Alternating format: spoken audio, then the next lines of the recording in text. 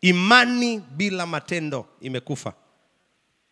Unaposhindwa kuiunganisha imani yako na matendo, imani imekufa. Huwezi ukaniambia unaamini kubarikiwa kama huwezi ukanihakikishia unaamini katika utoaji. Mtu ambaye anaamini katika kubarikiwa atakuwa mtoaji. Kama utoi au amini kwa habari ya kubarikiwa. Bwana Yesu asifiwe sana. Sasa mimi sijasema ukubwa wa unachokitoa. Mimi sijazungumza hicho. Ila nasema moyo wa utoaji. Bwana Yesu asifiwe sana. Mmoja kati ya maraisi wa Marekani, Rais Barack Obama, wakati mara ya kwanza anaingia katika serikali kama mgombea, aliingizwa katika serikali kwa kuchangiwa na watu fedha kidogo tu, $5, $2, $1, na alikusanya fedha ya kutosha sana kumsaidia kuendesha serikali yake. Kinachotakiwa kufanyika katika maisha yetu ni sisi wenyewe kuona tuna umuhimu wa kuhakikisha tunayafanya yale mambo ambayo sisi tunafanya. Moja kati ya vitu vikubwa sana tutaviona katika serikali yoyote duniani. Hakuna serikali yoyote duniani ambayo inafanikiwa kama wananchi wake hawatoi kodi. Ambacho uelewi ni hiki, kodi ndio mchango unaoutoa katika kuwezesha serikali ijiendeshe. Ukisema serikali ina hela ni kwa sababu wananchi wake wanatoa kodi vizuri katika serikali yao. Mungu awasaidie muanze kuona. Kwa wakati mwingine tukiwa tunachangisha hivi vitu, wanasema kanisa limejaa michango, lakini mbona hamsemagi serikali imezidisha kodi? Mimi najaribu kuwauliza tu. Bwana asifiwe sana. Kwa sababu kama serikali inaendeshwa kwa kodi mnazozitoa, lazima muelewe kanisa linaendeshwa kwa sadaka mnazozitoa. Makanisa hayapati ruzuku kutoka serikalini. Makanisa ya kwetu kama haya hayana wafadhili wengine kutoka nje. Yanatutegemea sisi wenyewe tuweze kufanya. Bwana asifiwe sana. Sasa hata akija Marekani hapa akatupa hela kanisani, tunachomwambia ni hiki, ya kwamba baraka zisije MTBC, baraka zikufuate Marekani. Ndio mnachotaka kufanya. Bwana Yesu asifiwe sana. Kwa hiyo mimi nawapa fursa ya kuhusika na maisha yenu. Sikiliza, moja kati ya vitu ambavyo nimejifunza sana katika maisha yangu ni hiki. The more unavyotoa kwenye ufalme wa Mungu, inaonyesha kiwango cha baraka unazozitamani kutoka katika ulimwengu wa roho. Mimi nimekuwa hivyo. Maisha yangu yote ni matokeo ya utoaji. Hivyo, utoaji. Maisha yangu nawaambiaga hawa pastors, mimi singangani katika maisha yangu. Kwa nini? Kwa sababu nimejifunza kanuni. Mwaka 99 ndio kwa mara ya kwanza niliingia agano la utoaji na Mungu. 99 nikiwa mwanafunzi wa chuo kikuu. Sina kipato kinachoeleweka, lakini niliamua kufanya agano na Mungu mwaka 99. Nikamwambia Bwana, kuanzia leo nitakuwa number 1 financial, nitakuwa mtoaji, mgharimiaji wa kazi ya huduma. 99 sikuwa na hela, lakini nilifanya uamuzi. Bwana Yesu asifiwe sana. Nikiwa mwanafunzi mimi nilishiriki kwenye kulipia kumbi tunazoziabudia. Sikuangalia kwa kuwa ni mwanafunzi. Kile kidogo nilichokuwa nakipata niliweza kukitoa katika ufalme wa Mungu. Na nimekuwa hivyo. Maisha yangu yamekuwa hivyo kila siku. Wakati mwingine naweza nikasema nikusanye fedha nifanye kitu changu mwenyewe. Alafu ile fedha ikiwa imejaa kidogo, Mungu anakuambia itoe. Nimejifunza kutokumzuilia Mungu. Mwaka 99 Mungu alinifundisha jambo moja. Akaniambia lazima ujifunze kumtoa Isaka wako kwanza kabla sija kuingiza katika baraka ambayo inayokusudia. Wewe Isaka wako ni nani? Mtu unayempenda sana. Ukiwa umeandaa hela yako ya kununua kiwanja, Mungu akaja akakwambia naitaka, utakuwa tayari kuitoa? Are you willing kuitoa? Kama hauko tayari kuitoa, uwe na uhakika ya kwamba hauko tayari kupokea baraka ambayo Mungu anaiachilia. Bwana Yesu asifiwe sana. Bwana asifiwe. I'm not teaching you, siwafundishi vitu ambavyo sifanyi. Nawafundisha kitu ambacho ninakifanya. Wakati tunataka kununua gari la askofu, tumechangisha fedha, imefika shilingi milioni 50, nyote mliacha kutoa hapa. Nyote mmeacha kutoa. Lakini niliwaambia watu, nikawaambia hili gari ninalinunua. Na ninalinunua kwa sababu nataka niwaletee tu heshima katika kanisa lenu. Bwana Yesu asifiwe sana.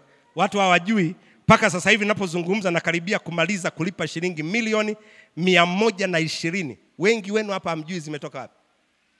Lakini hizi ni sacrifice ambazo mimi nimeamua kutoa mwenyewe kwenye maisha yangu. Bwana Yesu asifiwe sana. Bwana asifiwe.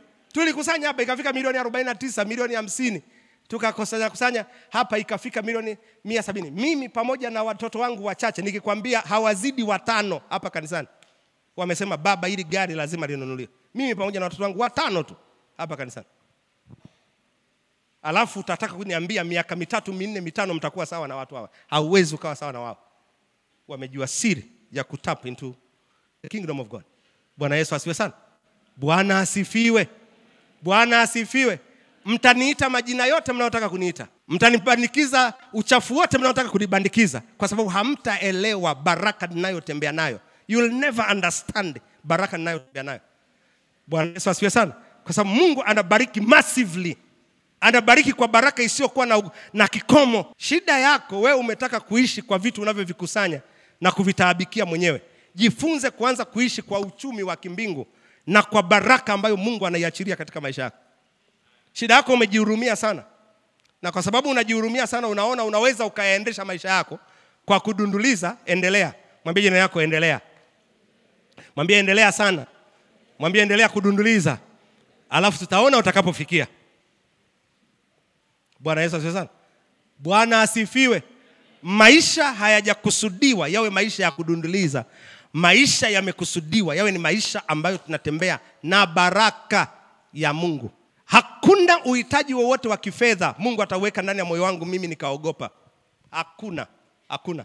Na ni ushahidi ni kwamba sifanyagi chochote kwa hela nilionayo mfukoni. Yaani sasa hivi ati ndio nina shilingi milioni 5 nifanye kitu cha milioni 5. Mimi nikisikia kufanya kitu cha milioni 10, hata kama nina shilingi 500 mfukoni kwangu, nitakitangaza na nitaanza kuishi kwa imani. Nyote hapa ni mashahidi. Miaka hii 13 ambayo nimekaa pamoja nanyi. Nyote hapa ni mashahidi 14 ambayo nimekaa pamoja nanyi. Hapa nikiwahudumia kanisani. Ni ushahidi ya kwamba mimi naishi kwa imani. Hakuna wakati wote tunafanya vitu vyovyote nikiwa na hela. Hawa watu hawa ukiwauliza wa media kila siku wanaletea maorodha makubwa. Tunataka kamera. Ukiwauliza kamera shilingi ngapi? Milioni 9, milioni 10. Nawaambia tutanunua. Wanakuletea keyboard shilingi ngapi? Wanawaambia milioni 15, nawaambia tutanunua. Wanakuletea kombo. Solomoni anadai kila siku kombo ya solo. Kila siku anadai ni shilingi milioni 6 kombo yake. Ila nimwambia Solomoni uwe na imani tu. Kuna siku bila kujua utashangaa nimeisimamisha mahali hapa. Bwana asifiwe sana. Kama ulikuwa unategemea nitakuwa nachangisha katika kanisa hili ili tufanye vitu, umepotea step. Mimi nitakupa fursa iliyopo. Uchange, usichange, sawa. Ila ninachokuhakikishia ni kimoja, kufanyika lazima itafanyika. Bwana Yesu asifiwe sana. Huo ndio uhakika nilionao. Namna gani itafanyika huwa sijui. Ila ninachojua tu kwamba Mungu amenisemesha itafanyika. Bwana Yesu asifiwe sana. Bwana asifiwe. Ingia katika imani yangu, tembea katika imani yangu. Hii imani imenifanya na kula ninachokitaka, na vaa ninachokitaka, naendesha naishi ninapopataka. Hii imani yangu.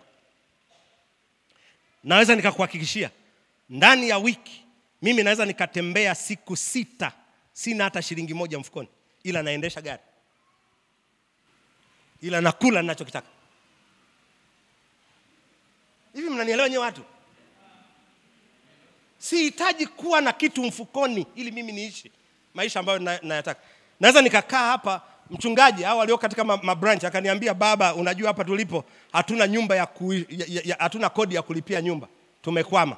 Namwambia tutalipa, uwe na imani. Alafu dakika chache zijazo unashangaa kwenye account yangu ya simu ya M-Pesa inasoma shilingi 500,000 milioni. Mtu anakuambia pasa nimekutumia sadaka ubarikiwe nayo. Amenitumia mimi, lakini kwa sababu niko passionate na kazi ya Bwana, kwa sababu mchungaji ameniambia dakika 5 zilizopita, najua hii hela sio ya kwangu, ni ya mchungaji yule. Lipa ile kodi, maliza, alafu maisha yako yatakwenda. Bwana asifiwe sana. Bwana asifiwe. Hamjawahi kunisikia na wachangisha kitu hata kimoja kuendesha maisha yangu hapa kanisani, na sina mpango wa kuwachangisha. Tawachangisha mambo ya Bwana. Haya ya Bwana nitawachangisha. Ile ya kwangu, mimi niko beyond another level. Bwana asifiwe sana. Mwambie jina lako another level. Tunaishi maisha ambayo Mungu amekusudia tuweze kuishi. Kila nilichonacho mimi kwenye maisha yangu kina ushuhuda nyuma yake. Kila nilichonacho. Watu wanafika pale nyumbani kwangu, wanakaa pale, wanaona sema wewe baba una eneo kubwa, una kiwanja. Sikiliza, mimi wakati nimeitwa kununua kile kiwanja pale, nilienda kupimiwa mita 20 kwa 40. Ndio nilizolipia, nilizokutana nazo. Wananiuzia shilingi ngapi? Milioni 6. Nilipofika mahali pale nimekanyaga. Alafu nimekanyaga, nikawaambia na kinunua. Alafu nilipomwambia tu ile nimemaliza kusema tu sentence hii na kinunua, Mungu akaniambia inua macho yako. Nikainua. Mungu akaniambia nimekuleta kwa sababu ya kiwanja hicho hapo. Nunua hiki kwa sababu tunataka tununue hicho. Bwana asifiwe. Nikamuuliza yule mzee alikuwa ananiuzia pale. Angekuepo hapa ungemuuliza. Nikamuuliza, yeye ndio alikuwa na hili, alafu alikuwa na hilo eneo kubwa lote unaliona hapa. Nikamwambia sawa, nanunua hiki. Hili je? Akaniambia mchungaji, hilo siwezi kuuza. Kama umesemaje siwezi kuuza? Nikamwambia asante. Nikamwambia ila siku ukitaka kuuza unitafute mimi kwanza kabla mtu mwingine. Bwana Yesu asifiwe sana. Bwana asifiwe. Kaka mwaka wa kwanza, mwezi wa kwanza, mwaka wa kwanza, nikiwa mwaka wa pili, siku moja niko ofisini, nimekaa pale, secretary wangu ananiambia, baba, kuna mtu anataka kuone. Nikamwambia mwete. Amekuja akaniambia, mwanangu. Nikamwambia baba, karibu. Akasema mwanangu nimekuja. Nikamwambia baba, una shida gani nikusaidie? Maana mimi nikifanya mtu na biashara tunafanya naye anakuwa ni sehemu ya familia yangu. Nikamwambia baba, una shida gani nikusaidie? Yule mwanangu akaja, yule baba akaja akaniambia hivi yale maneno siku ile ulimaanisha? Nikamwambia yapi? Yale ya kwamba lile eneo nikitaka kuliuza ni kuambie wewe kwanza. Nikamwambia nilimaanisha. Akamwambia sasa nataka kulitoa. Sijamwambia dalali yoyote, lakini nimeona nije kwanza kwako. Nikamwambia na wala usimwambie dalali yoyote. Unaliuzaje? Mzee akaniambia bei. Kwa hiyo unasemaje mwanangu? Nikamwambia sina, ngoja nikutafutie kama siku mbili. Akasema sasa sikiliza, nimekubali, ila naomba unipatie 500,000 tu sasa hivi. Nikamwambia hiyo tu. Kamuinua simu kwa mama, una 500,000 hapo? Akaniambia ninayo. Nikamwambia naiomba.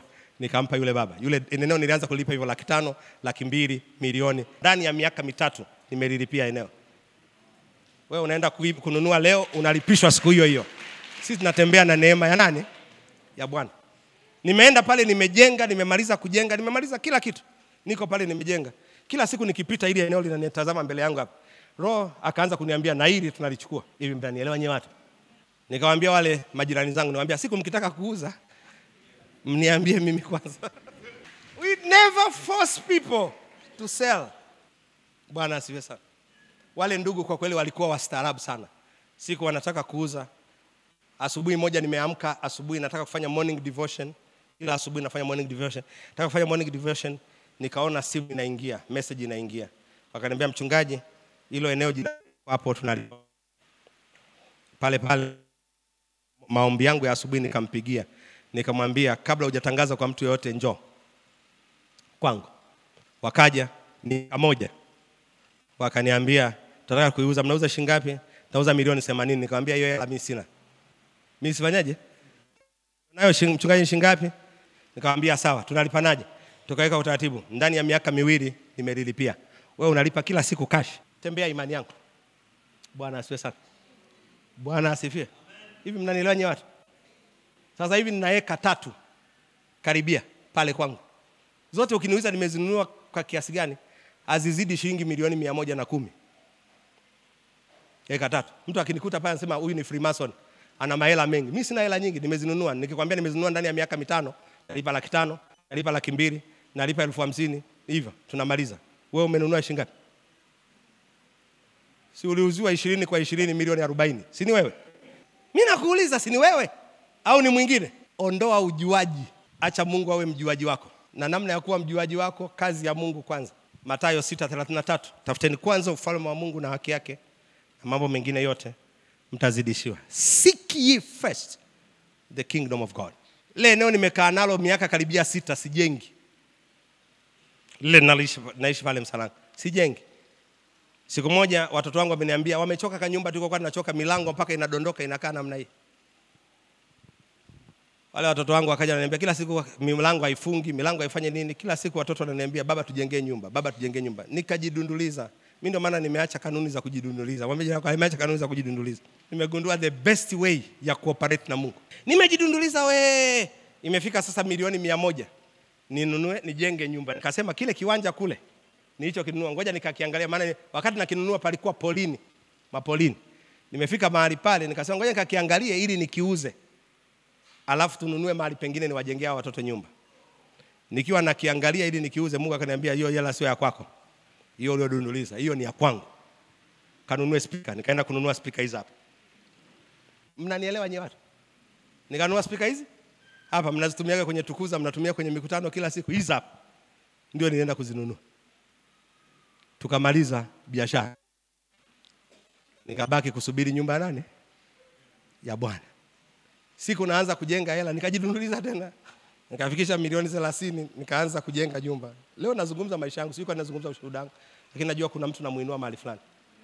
Na si kwa sababu nataka mtoe kwa ajili ya annual conference, sina maana hiyo.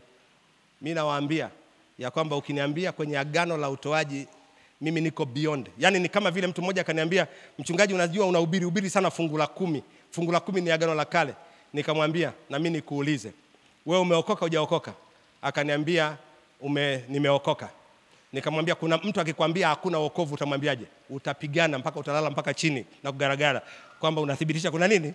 Kuna wokovu. Ndio hivyo mimi nilivyofika kwenye utoaji. Ukiniambia hakuna kutoa na kubarikiwa, mimi nitagaragara mpaka chini. Kwa sababu nimeshaziona baraka za nini? Za utoaji. Mpaka mtoto ananipigia makofi. Haleluya. Bwana Yesu asifiwe sana. Bwana asifiwe. Kwa hiyo nikajidunuliza tena. Hii biashara ya kujidunuliza mimi nimeacha siku hizi. Haleluya. Nimejidunuliza ikafika milioni 30. Nikashuka pale kwenye kiwanja changu nikaanza kujenga. Nimeanza kujenga, nimemaliza milioni 30 ile, nimemaliza tone la mwisho hivi. Tap, milioni 30 nimemaliza msingi na nimekuja hapo juu. Hela ikaisha. Akili yangu ya kibinadamu inaniambia tujipange tena, tujidundulize tena. Ili ndio tufanyeje? Tujenge. Kama mmoja ninayezungumza naye sasa hivi. Bwana Yesu asifiwe sana. Nikawaambia mafundi, jamani Mungu awabariki sana, tumemaliza. Sasa muende mkakae nyumbani, siku hela nitawaita tena tuendelee. Nikakaa wiki ya kwanza. Wiki ya pili nashuka site, napita hapo barabarani hapo, nashuka Msalanga. Nimefika pale kona, ukikata ile kona tu hivi, ukaanza kushuka. Kuna hiyo shule ya primary wameweka hapo. Hapo nikiwa pale alikuwa anakaa mcharo pale. Zamani. Nimefika pale. Mungu akaniuliza, Dickson, nani kakwambia uache uondoe mafundi site? Nikamwambia Mungu, si hela zimeisha. Akakwambia nani kakwambia hela zimeisha? Niko kwenye gari peke yangu. Nisemeshe. Nikamwambia lakini Mungu, akaunti yangu inasoma 0. Sina hela. Kwa hiyo hela Mungu zimeisha. Mungu akamwambia usiwahi, akaniambia usiwahi rudia ujinga huu tena. Pigia fundi waje kesho waendelee na kazi. Kumbuka naambiwa hivyo, sina hela. Petro anamwambia, Mungu anamwambia kama ni wewe Yesu, nitoke kwenye mtumbwi nikanyage juu ya maji. Petro anajua kukanyaga juu ya maji ni kuzama. Mimi nilikuwa najua kuita mafundi ni kesi. Lakini kwa kuwa Mungu amesema, nikainua simu. Halo mafundi, naomba kesho angalau 2 au 3 mje site. Na Mungu akaniambia kuanzia leo asiondoke fundi site. Ninachojua nilipowaita siku ile, fundi amekuja kuondoka miezi kama 2 au 3 tumeingia kwenye nyumba akimalizia vitu vidogo vidogo. Ndio ninachojua. Najua kitu kimoja, nilikuwa nahitaji mifuko 100 ya simenti, niliipata. Niliipata kwa namna gani sijui. Kwa kukopeshwa dukani, kwa kufanya chochote. Mimi ninachojua ilikuwa inahitajika mifuko 100, niliipata. Nimemaliza ile nyumba, sidaiwi deni lolote. Deni ambalo nilikuwa nadaiwa ilikuwa ni shilingi milioni 3 ndio nilikuwa nadaiwa, na ambayo nilishaimaliza. Nakaa kwenye nyumba ambayo sina deni, sina mkopo benki na nyumba ile. Sasa wewe jenga kwa kudunduliza. Hivyo hivyo ni vizuri, ila jenga kiwango cha imani zaidi. Tusogee mbele zaidi. Mwambie yangu tusogee mbele zaidi. Unaweza ukaishi kiwango cha imani. Kiwango cha nini? Kiwango cha nini jamani? Imani. Na ningetamani kila mmoja nimwambukize imani nilionayo. Mwaka jana wakati naendesha taasisi zangu pale, baadhi ya wafanyakazi wangu wakaingia ujinga akilini kwao, wakawa nadhani sasa huyu jamaa kafirisika ndio anafunga. Kwa hiyo wengine wakaniondoka, wakaniacha, wakanitukana. Wengine wamenitukana sana. Wamesambaza kila majina, mpaka wengine wanatembea huko mjini wanasema amefirisika huyo. Lakini nafirisika naendesha V8 hapa. Hivi nyinyi mnanielewa? Amefirisika naishi kwenye gorofa langu kule nyumbani kwangu. Never, usijawahi kumsembea mtu ambaye anatembea kwa imani amefirisika. Wewe sio Mungu wake, huwezi kaelezea maisha yangu. Naweza nisiwe na hela mfukoni, lakini haimaanishi ya kwamba ndio nina maisha yangu. Ndio maisha yangu hayo. Na sikuandikiwa mahali popote nitembee na hela mfukoni. Ila Mungu alisema hivi, na mahitaji yako yote. Daudi anasema nilikuwa kijana, sasa ni mzee. Sijawahi kumuona mwenye haki wa Mungu ameachwa, wala uzao wake ukiomba nini? Ukiomba mkate, ukiomba chakula. Sitawahi kuomba. I'll never be a beggar. Bwana Yesu asifiwe sana. Sasa watu wengi sana wanashindwa kuelezea imani nilionayo. Inawachanganya. Kwa sababu hii imani ni beyond kile ambacho akili zao na fahamu zao zinawatuma. Bwana asifiwe sana. Bwana Yesu asifiwe sana. Bwana asifiwe. Una imani? Muulize jina lako, una imani? Nifungulie ile Yakobo. Ni Yakobo 3 Yakobo 3 ngapi pale anaposema? Anasema imani bila matendo imefanyaje? Yakobo ngapi? Shida ya watu wengi, imani zenu zimekosa matendo. Ndio shida hiyo tu. Imani yoyote isiyoambatana na matendo imekufa ndani yake yeye aaminie. Hallelujah. Amen. Dakika moja tu. Yakobo sura ya 2 mstari wa 17. Twende pale. Tuanzie mstari wa 14. Yakobo 2:14 anasemaje? Anasema ndugu zangu, yafaa nini mtu akisema ya kwamba nayo imani lakini hana matendo? Inamfaa nini mtu anaposema nayo imani na hana matendo?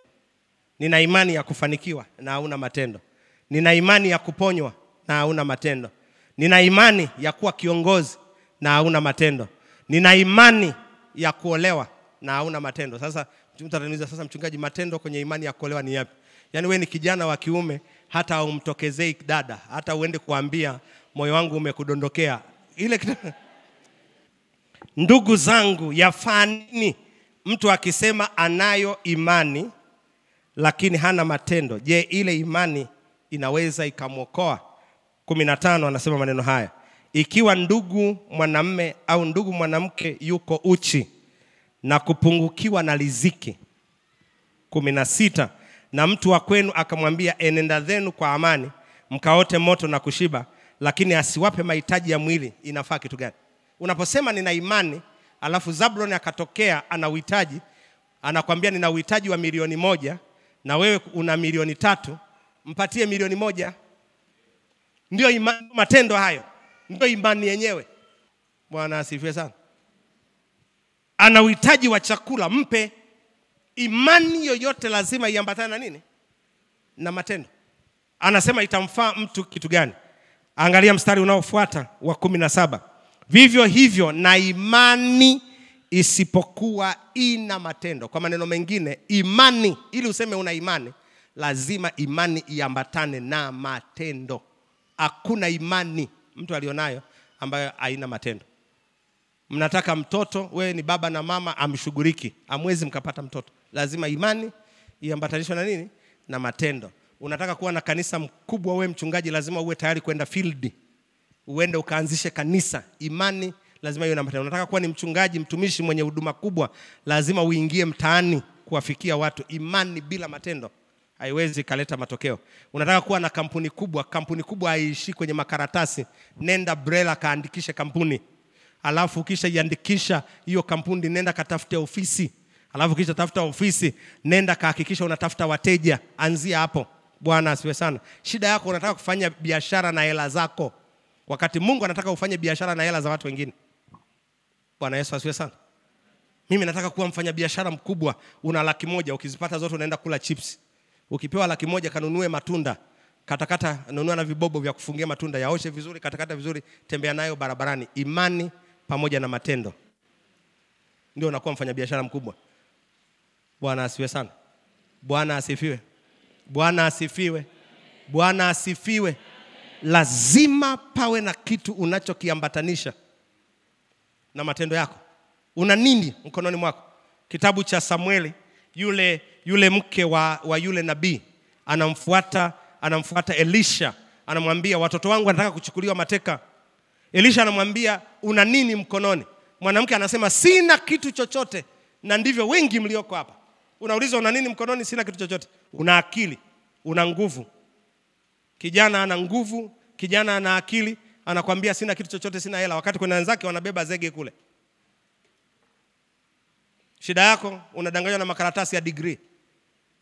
Kila siku unatembea na bahasha ya kaki, ofisi moja kwenda ofisi nyingine. Acha kutembea na bahasha ya kaki, katafute jembe, anza kupanda mchicha na bustani hapo, tembea na deri la mchicha na bahasha mkononi. Mtu atakwambia, uko smart, umevaa hivi, unafanya elimu yako ni nini? Nilifikia chuo kikuu. Mbona unauza mchicha? Endelea kumwamini Mungu kwa kazi. Naomba karatasi zako pale unampa bahasha yako ya kaki, huku unauza mchicha. Usikae bila kufanya kitu wakati unamsubiri Bwana. Wengi wenu mmekaa bila kufanya kitu mkiwa mnamsubiri Bwana. Bwana Yesu asifiwe sana. Acha, nimewaambia watu asubuhi, acha kuwalaumu watu kwa sababu ya matatizo ulionayo. Wewe unajua niko hivi kwa sababu nilitoka familia maskini. Wewe ukitoka familia maskini, Mungu alijua perfectly kabla hujaja katika ulimwengu huu ya kwamba utazaliwa kwenye hiyo familia. It is not an accident, sio bahati mbaya wewe katika hiyo familia. Sio bahati mbaya wewe ulizaliwa Mtanzania. Sio bahati mbaya. Sio bahati mbaya. Bwana Yesu asifiwe sana. Sio bahati mbaya ulitoka katika hicho kijiji. Sio bahati mbaya. Sio bahati mbaya uko MTBC hapa leo. Bwana Yesu asifiwe sana. Ni kijana, umemaliza chuo kikuu. Sisi wengine hapa tunatafuta hata mashati ya kuvaa hatuyapati. Ila wewe unaweza ukaamka asubuhi na kwenda Memoria, kachukua mashati yako 5, nenda kayafue vizuri, kayanyoshe vizuri, yapaki vizuri, njoo nayo Jumapili baada ya ibada hii weka meza pale. Uza mashati, uone kama yatanunuliwa na maisha yako yataenda. Shida yako umeweka aibu. Hivi nyinyi watu mnanielewa? Shida yako unaacha kufanya biashara kama msomi. Unaenda kulichukua linguo hivyo hivyo, likiwa limejikunja kunjwa, limetafunwa kama na ng'ombe Memoria, ukija nalo unataka kutuuzia hapa kanisani. Hamna mtu atalinunua. Ongeza thamani katika biashara unayoifanya. Nyinyi watu mnanielewa? Nazungumza na mtu leo. Nasema na maisha ya mtu mmoja. Na sijui kwa nini Roho Mtakatifu ameamua kubadilisha ujumbe wangu katika namna hii. Lakini ninachotaka kukuambia hivi, imani lazima iambatane na matendo. Imani lazima iambatane na matendo. Bwana asifiwe sana. Wakati Mungu ananiinua katika uchungaji mwaka 93, aliweka neno la maarifa ndani yangu. Wakati ameweka neno la maarifa ndani yangu nilikuwa sielewi, mimi simuelewi Mungu. Ghafla Mungu ananiambia kuna mtu ana shida hii, simuelewi. Kuna mtu ana shida hii, simuelewi. Mungu akaanza kusababisha yale matatizo yakawa yananipata katika mwili wangu. Kwa hiyo niko katikati ya ibada kama hivi, alafu nasikia ghafla tumbo linauma. Alafu unamwambia kuna mtu anauma tumbo, sogea hapa mbele. Kwa hiyo akija unawaombea. Yule mtu anaomba. Kwa hiyo Mungu anapitisha hivyo. Mungu anapitisha hivyo.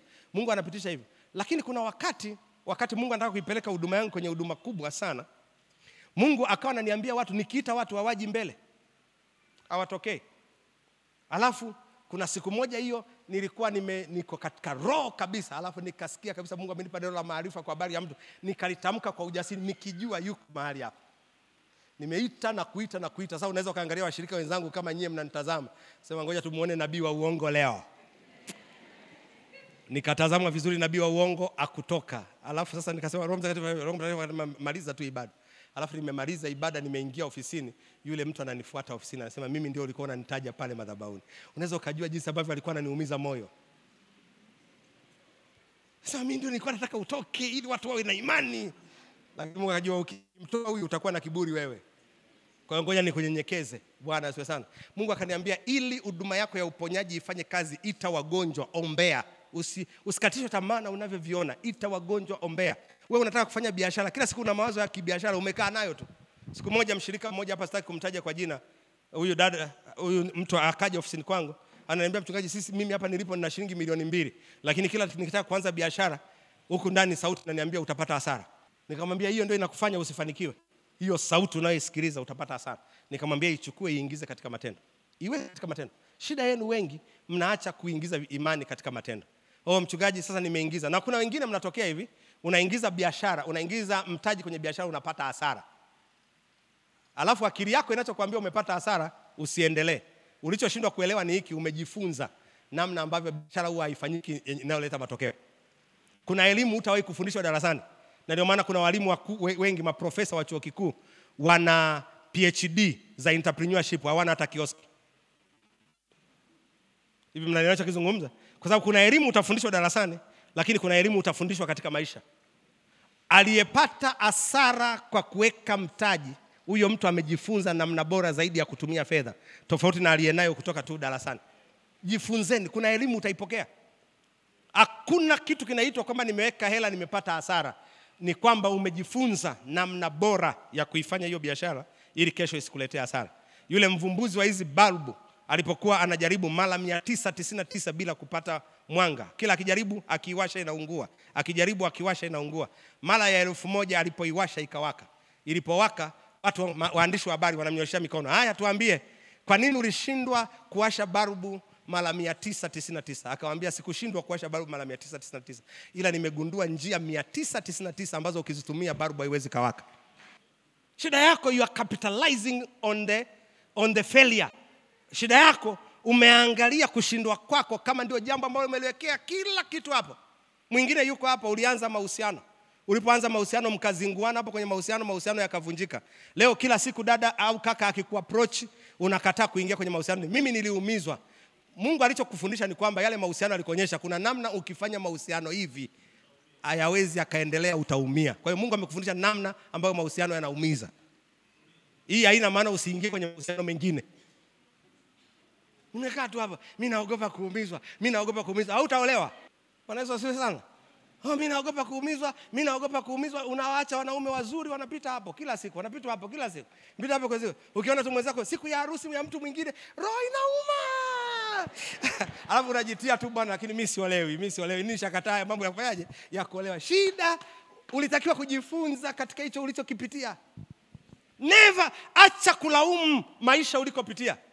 Wengine mlitoka katika maisha mlikuwa makahaba, mlikuwa majambazi, mlikuwa wakora, mlikuwa vibaka, mlikuwa kila kitu. Yale yote Mungu aliruhusu, alikuwa na uwezo wa kuzuia usiyafanye, lakini Mungu aliruhusu ujifunze katika maisha hayo ili yakusaidie katika safari hii ya wokovu.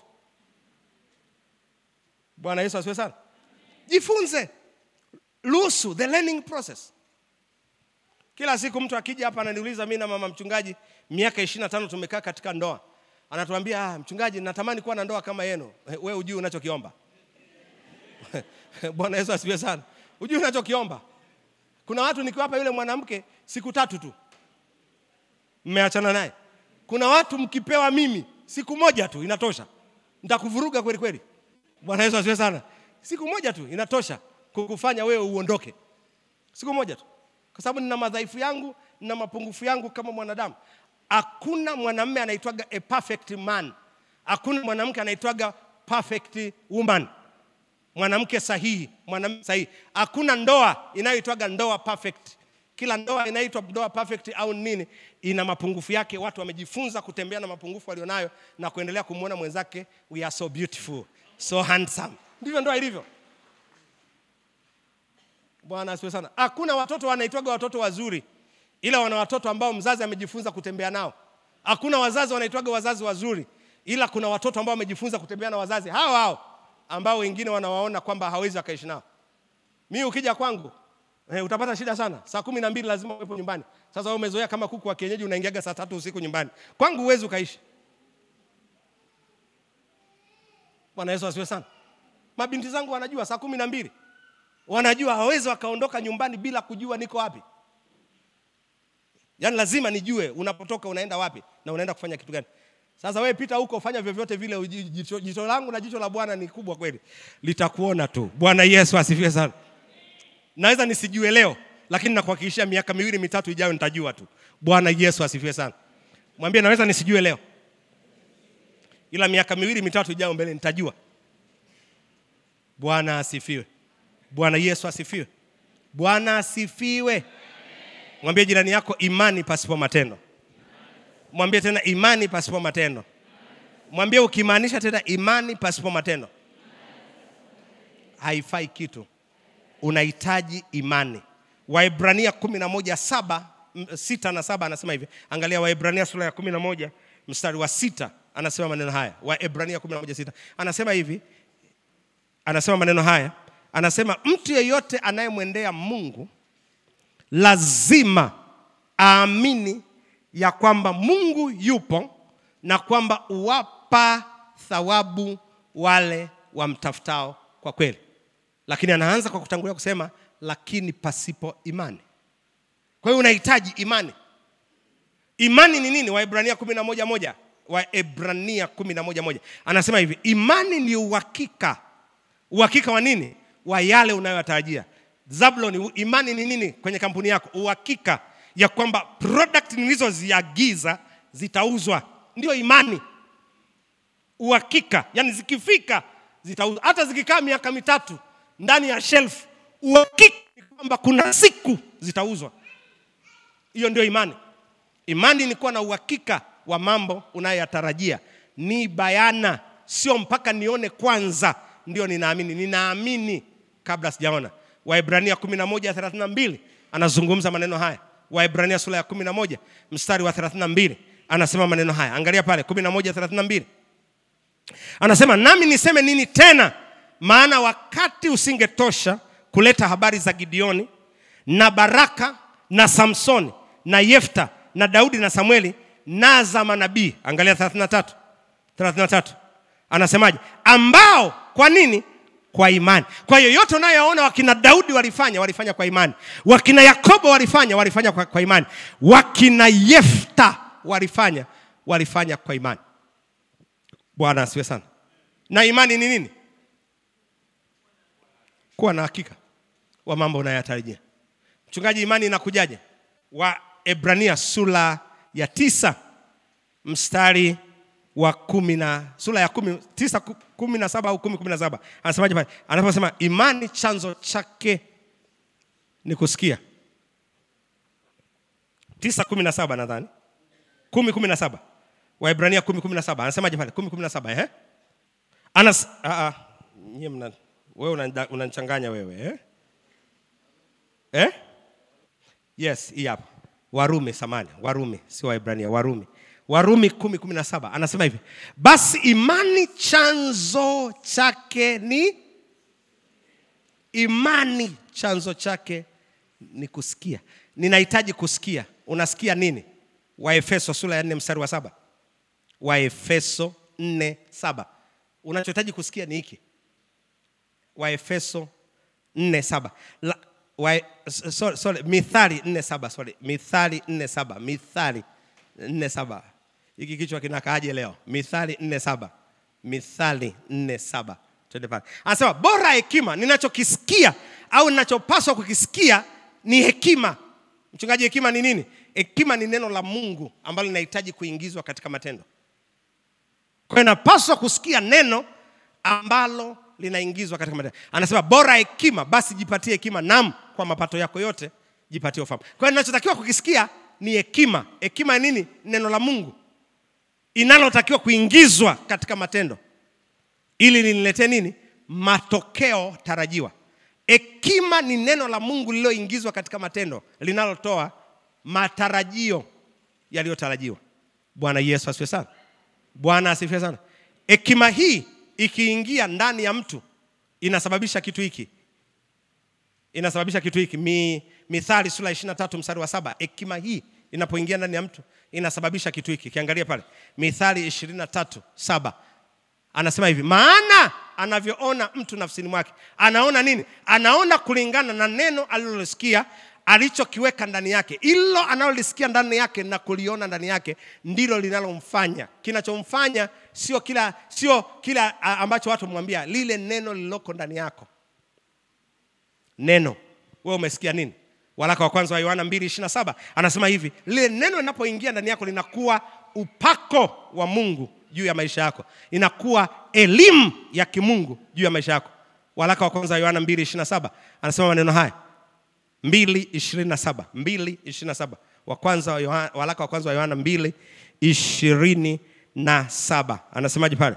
Anasema nanyi mafuta yale mlioyapata kwake. Mafuta gani? Hekima ya kimungu, neno la imani liloingia katika maisha yangu. Anasema neno hilo linapoingia ndani yangu linakuwa mafuta ya kimungu. Yanapokaa ndani ya mtu, haya mafuta haya yanapokaa ndani yenu, mnakuwa hamna haja ya mtu kuwafundisha, lakini mafuta au neno la Mungu, hekima ya kimungu iliyokaa ndani yako inawafundisha habari za mambo yote. Tena ni kweli. Neno ni kweli wala sio uongo. Na kama yalivyowafundisha, hilo neno linavyowafundisha, kaeni ndani ya hilo neno. Yohana 15:1 anasema hivi, Yesu ni mzabibu wa kweli. Anasema sisi tukikaa ndani yake na yeye pamoja na maneno yake yakikaa ndani yetu, tuombe lolote tutakalo naye atatupa. Wakati unataka kuomba, hakikisha kuna neno la Mungu kwanza ndani yako. Usiombe kama una neno. Na hilo neno ndio imani ya Mungu katika maisha yako. Unaposema mimi nafanya biashara, unafanya biashara kwa sababu gani? Kwa kuwa umewaona watu wanafanya biashara, au umesikia watu wanafanya biashara, au unafanya biashara kwa kuwa umemsikia Mungu anasema na wewe. Unapotaka kuingia kwenye ndoa, unaingia kwenye ndoa kwa sababu gani? Kwa kuwa umewaona mabinti wengine na wakaka wengine wanaoa na kuolewa, au kwa kuwa umemsikia Mungu anakuambia ingia katika ndoa? Bwana asifiwe. Bwana asifiwe. Bwana asifiwe.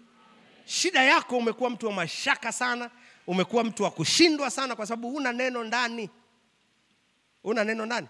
Nafikia ni katika Wakorinto wa pili sura ya 4 mstari wa 8 na wa 9 kama sikosei. Anaposema pale, pande zote tunadhikika lakini hatusongwi, twatupwa chini lakini hatukatishwi tamaa. Kwa nini nasongwa? Kwa nini natupwa chini na sikati tamaa? Kwa sababu nina neno ndani yangu. Bwana Yesu asifiwe sana. Bwana asifiwe. Bwana asifiwe.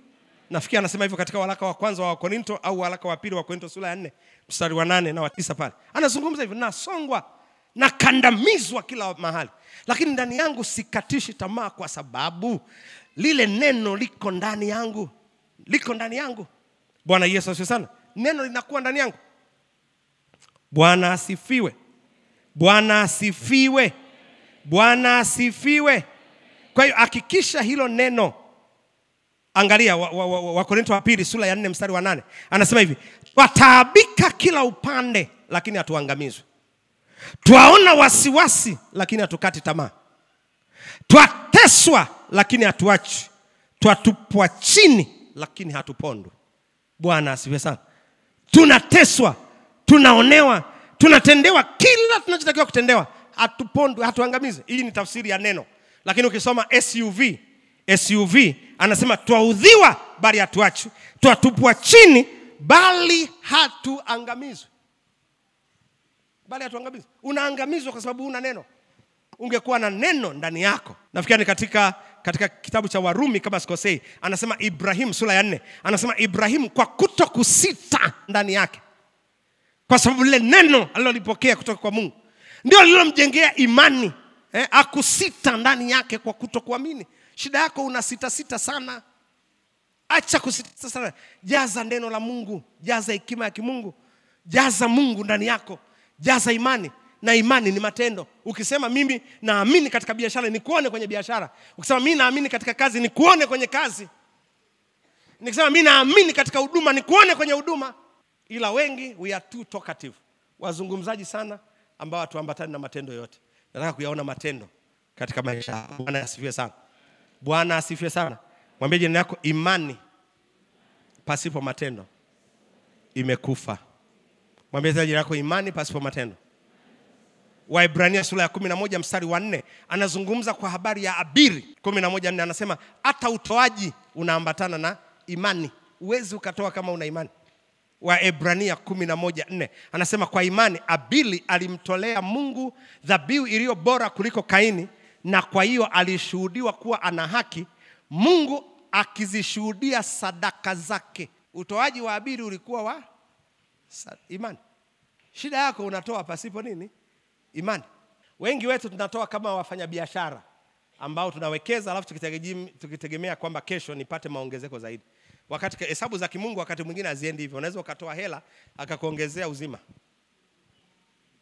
Ndio hesabu za Mungu wakati mwingine zinakaa kushoto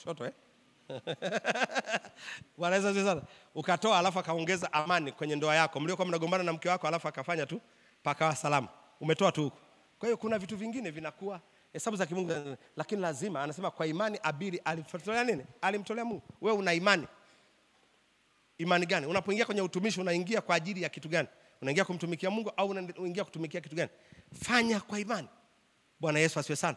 Tunahitaji imani. Mwambie jirani yako, unahitaji imani. Mwambie tena, unahitaji imani. Na ili uwe na imani unahitaji neno. Yohana 15:5 sura ya 15 mstari wa 5 anasema hivi, pasipo Yesu sisi hatuwezi jambo lolote. Pasipo Yesu huwezi jambo lolote. Bwana Yesu asifiwe sana. Anasema mimi ni mzabibu na ninyi matawi, akaenda ndani yangu nami ndani yake huyo zaa sana, wala pasipo mimi ninyi hamwezi. Pasipo neno hili ninalozungumza wewe huwezi jambo lolote. You are what you are because the word of God has made you. Katika kitabu cha waraka wa Yohana mtakatifu sura ya kwanza mstari wa 14 unahitaji kulifanya neno lichukue mwili. Lifanye neno lichukue mwili. Unalifanyaje neno kulifanyike mwili? Unaliingiza katika matendo. Mungu akikupa unaliingiza katika matendo. Anasema naye neno alifanyika mwili. Shida yako una maneno mengi sana hujayapa mwili. Give it. Yape mwili. Ukiapa mwili yatakuletea matokeo ambayo pastor, unajua mwaka huu nataka kuoa. Sawa, ili uoe nataka nione umechumbia binti. Yaani ndio umeipa mwili hivyo. Sasa nataka kuoa, utaki kuchumbia.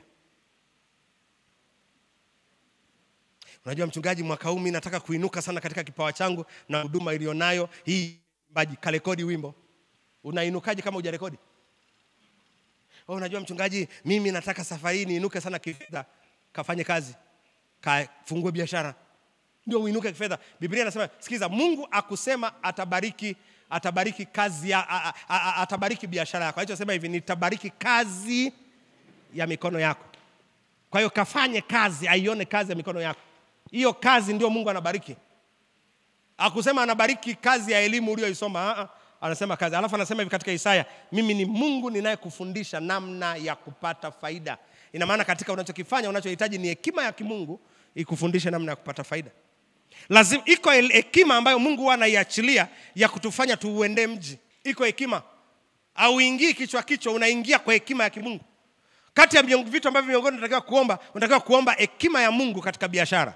Unatakiwa kuomba hekima ya Mungu katika ndoa. Unatakiwa kuomba hekima. Sasa unapoomba hekima, sijui kwani nafundisha haya yote leo. Unapoomba hekima ya kimungu, Mungu anajibuje? Mungu huwa anajibu kwa kukupa neno.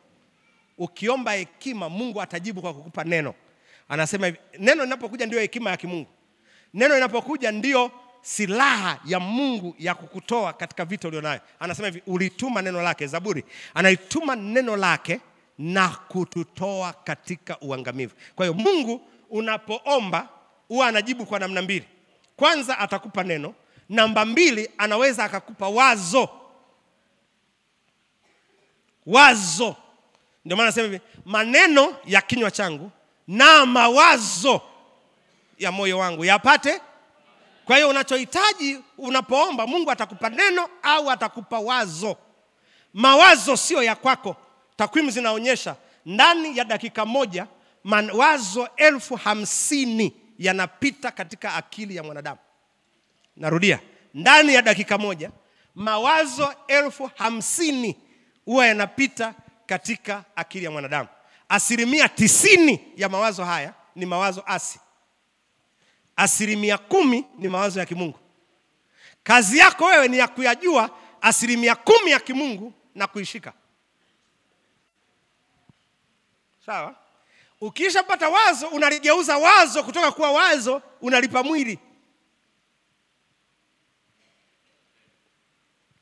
Mnanielewa? Na ndio maana moja kati ya vitu ambavyo unatakiwa kufanya kama mwana wa Mungu ni kutembea na kinotebook au ndani ya simu yako kuwa na ukurasa ambao umeandika, ukurasa unaopata mawazo ya kimungu. Dondoka wazo unaliandika. Dondoka wazo unaliandika. Kuna wakati utapata wakati wa kuyafanyia kazi mawazo. Mimi unanikutaga saa 8 usiku saa 9 ninafanyia kazi mawazo yaliyodondoka katika akili yangu. Mimi nakupa njia za kufanikiwa. Hivi uweze kujifunza darasani. Nyie watu mnanielewa? Bwana asifiwe. Bwana asifiwe. Bwana asifiwe. Unataka kupata wazo la kimungu. Kuna mawazo fulani ya kibiashara unayafanya. Yanakujaga tu. Mungu waga anayaachilia. Unajua mchungaji, nilikaa tu nikawaza. Sio wewe uliwaza, Roho alidondosha. Warumi sura ya 8 mstari wa 26 anasema hivi. Warumi 8:26 anasema, na Roho mwenyewe utuombea kwa kuugua kusikoweza kutamkika. Kama Roho anakuombea, tarajia kwamba Roho anaweza akaachilia majibu. Kama anaomba, Roho anaweza akaachilia majibu. Bwana Yesu asifiwe sana. Bwana asifiwe. Bwana asifiwe. Bwana asifiwe. Sisi wote ni manabii, watumishi wa Bwana, si ndio? Anasema ninyi ni uzao wa kikuhani, ni ufalme na uzao wa kikuhani, si ndio? Kwa maneno mengine sisi ni manabii wa maisha yetu wenyewe. Kitabu cha Hesabu sura ya 12, Hesabu 12. Nafikiri ni mstari wa pili. Hebu tuone pale Hesabu 12 mstari wa pili anasemaje? Pale anaposema akiwepo nabii kwenu. Yes. Angalia mstari wa 3. Mstari wa 3. Hesabu 12. Angalia mstari wa 6. Mstari wa 6. Mstari wa 6. 6 anasemaje? Yes, 6 12:6. Hesabu 12:6. 12:6. Anasema hivi, Bwana akasema, sikilizeni maneno yangu, akiwapo nabii wa Bwana miongoni mwenu, nitajifunua kwake kwa maono, nitanena naye katika ndoto. Kwa hiyo kanuni ya kimungu huwa anajifunua kwa maono na kwa ndoto, kwa manabii. Wewe ni nabii wa maisha yako. Unajua mchungaji, nililala tu nikaota. Sikiliza, sio tu uliota. Mungu alijifunua kwako kwa maono, anajifunua kwako kwenye ndoto. Na ndio maana si vizuri kuwa tu hivi unapita ambaye utendei kazi maono na ndoto Mungu anakupatia. Maono unaona picha ya waziwazi ya kitu tunachokifanya. Ndoto nikiwa nimefunga macho nimelala, Mungu ananisemesha. Katika Ayubu anasema hivi, Mungu anasema tena na tena katika mtu hata anapokuwa katika ndoto. Atasema mpaka mtu atakaposikia. Ukiona kuna ndoto inajirudia rudia sana katika maisha yako, ni Mungu anasema nao, au ulimwengu wa roho unasema na wewe. Anaweza kawa ni Mungu anasema na wewe, ulimwengu wa roho unazungumza na wewe, au shetani kuna jambo anataka kulipanda katika maisha yako. Na sikilizeni. Mungu anaposema katika ndoto, sasa kuna watu wengi, najua wengi ni mabingwa wa kutafsiri ndoto. Wengi hapa ni mabingwa wa kutafsiri ndoto.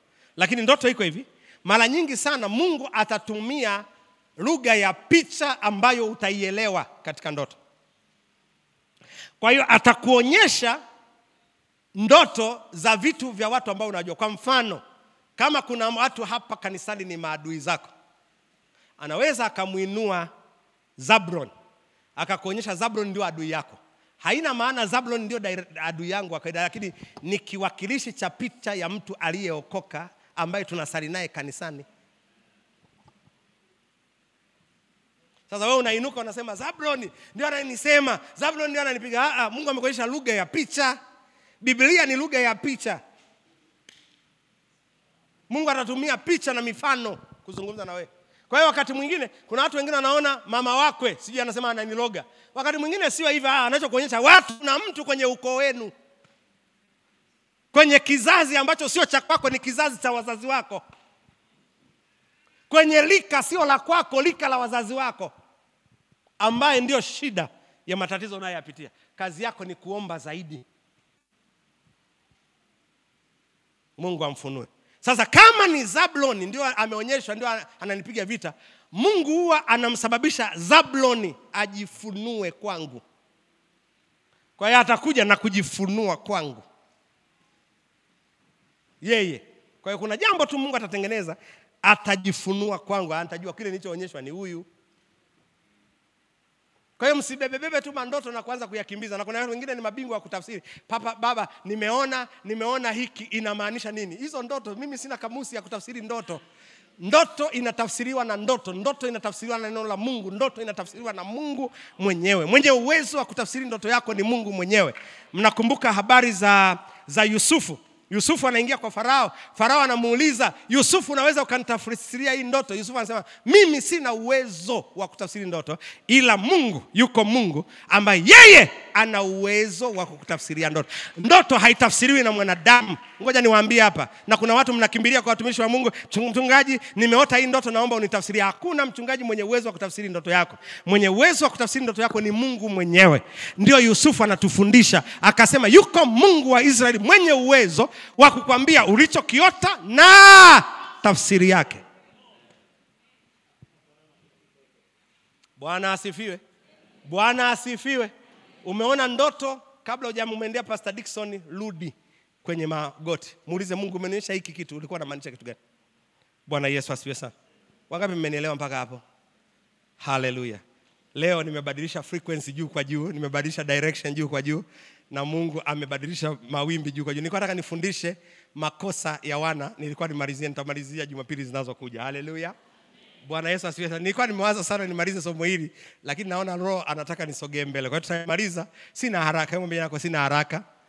After all, nyewe watoto wangu mpo tu. Hallelujah. Kwa hiyo hatuna nini? Hatuna haraka. Nina mambo mengi ya kuzungumza, na kwa wakati wa Bwana tutaendelea kuyamaliza. Lakini lilikuwa muhimu sana hili tuzungumze, ambapo imani bila matendo ndio kitu nimekizungumzia leo. You need deeds. Faith plus deeds. Imani na matendo ndio inaita imani timilifu. Imani kamilifu. Imani na matendo ndio inaita imani kamilifu.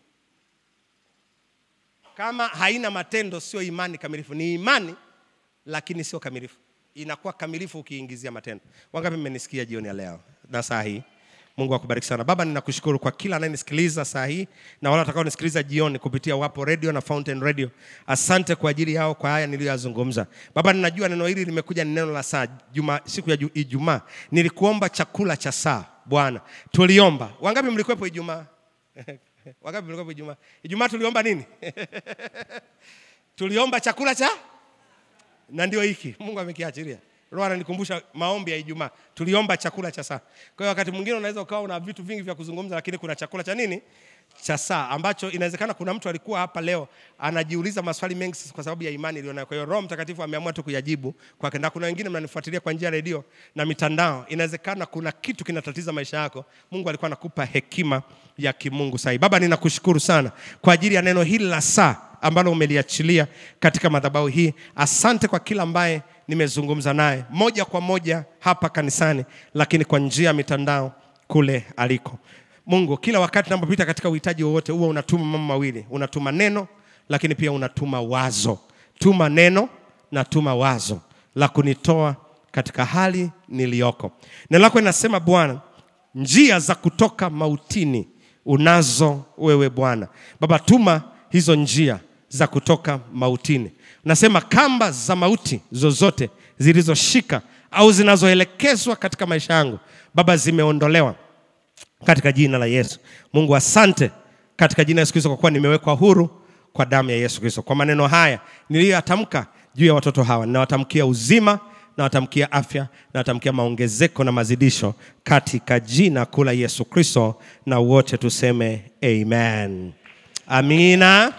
Makofi kwa huyu Yesu. Ongeza tena makofi kwa huyu Yesu. Hallelujah.